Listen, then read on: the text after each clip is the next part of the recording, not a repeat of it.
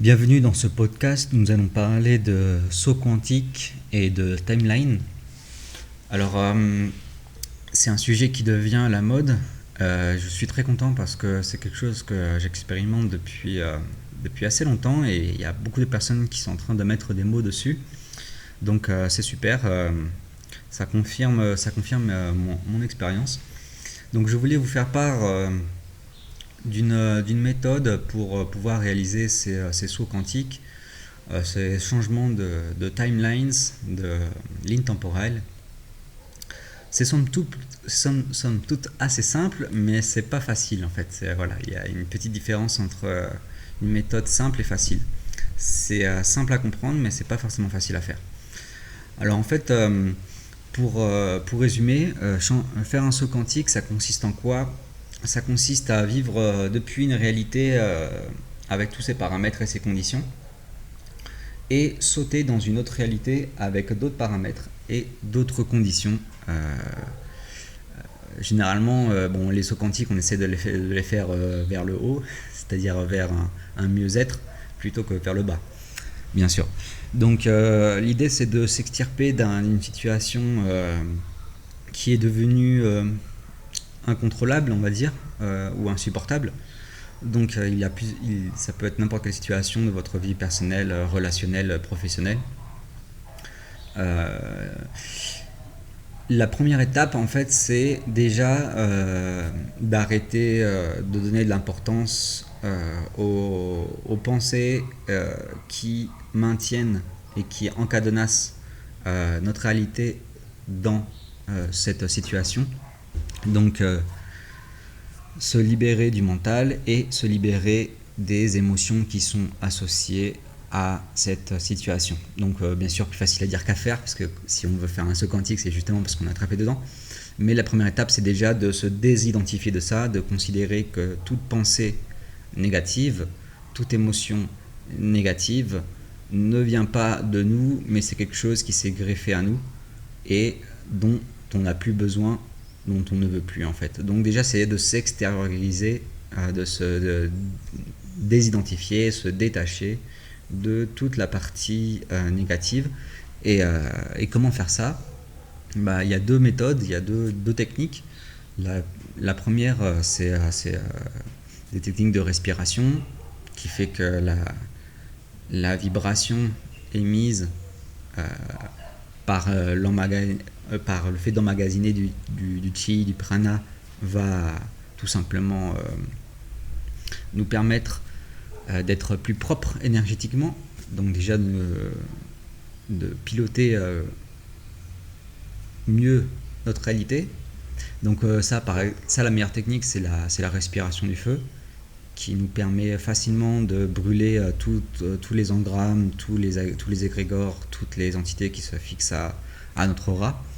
Donc c'est une excellente pratique à faire, la respiration du feu, on en a parlé dans d'autres podcasts. Et la méditation, bien sûr. Méditation, idéalement qu'elle ne soit pas guidée, mais qu'elle soit dans un environnement calme, sans bruit. Simplement se concentrer sur la respiration et son cœur. Il n'y a pas d'autre chose à faire. Juste garder la colonne droite. Donc ces deux pratiques sont très utiles pour déjà se libérer un peu du poids karmique. Et de toutes les conditions qui nous empêchent de sauter vers une autre réalité. Donc ça c'est les prémices, on va dire. Ensuite, la deuxième est la pratique, la méthode en elle-même pour réaliser ce saut quantique et changer de réalité. Ça va se faire surtout lorsqu'on va s'endormir. En fait, avant de s'endormir, on visualise, on mentalise, on imagine, on dessine mentalement avec le plus de détails et de perfection possible cette nouvelle réalité dans laquelle on va arriver. Comme un GPS, nous allons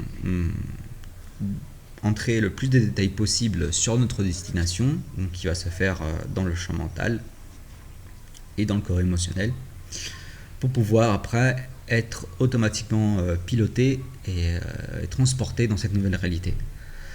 Donc voilà, donc ça paraît simple, ça paraît magique, mais c'est finalement seulement le fait d'exercer notre pouvoir créateur et de créer notre réalité. Donc en fait, toutes les nuits avant de dormir, on va prendre le temps de se relaxer. Donc là oui, on peut prendre une relaxation guidée. Donc relaxer bien le corps, relaxer bien le mental, et après tout simplement dessiner, esquisser notre nouvelle réalité avec la foi certaine que on va y être un jour ou l'autre. Donc là, il n'y a rien à précipiter, c'est simplement faire confiance. Donc faire confiance à qui, à quoi, à soi, à l'intelligence qui est en nous-mêmes, à l'intelligence supérieure qui est en nous-mêmes et qui va nous guider tout simplement par un petit effort de volonté, un petit effort mais régulier, quoi, constant, de volonté. Donc c'est grâce à notre volonté, avec un grand V, notre volonté toute puissante qui transcende tous les désirs et tous les obstacles, qu'on va réussir tout simplement à faire un saut quantique. Donc finalement c'est pas compliqué, il suffit juste de le faire toutes les nuits avant de s'endormir, et un beau jour qui va dépendre de votre pouvoir de manifestation, qui est relié à votre vitalité en fait. Plus vous êtes un être vital, plus vous pouvez manifester rapidement dans le monde matériel votre volonté. Par expérience, ça prend entre 6 mois et 2 ans. Donc voilà, après on peut le faire en quelques jours, on peut le faire en plus de temps, ça dépend vraiment de notre niveau de vitalité. Donc pour augmenter, pour aller plus vite, il faut faire plus de pratiques pour augmenter notre niveau de vitalité en fait. En fait, il faut amener l'énergie vers les centres supérieurs qui sont les centres de créativité dans l'être. Donc pour amener l'énergie vers les centres supérieurs, il y a des pratiques yogiques, des pratiques de qigong, des pratiques d'arts martiaux. Il y a plein de pratiques. Ça dépend de votre sensibilité en fait. Donc voilà, on va terminer là sur ce podcast sur les sauts quantiques. Si vous avez des questions, des commentaires, n'hésitez pas à les mettre sous la vidéo, de liker, de partager, de vous inscrire, et on reparlera de ce sujet plus tard, une fois que chacun de nous aura testé. Donc voilà, bonne chance et bon voyage.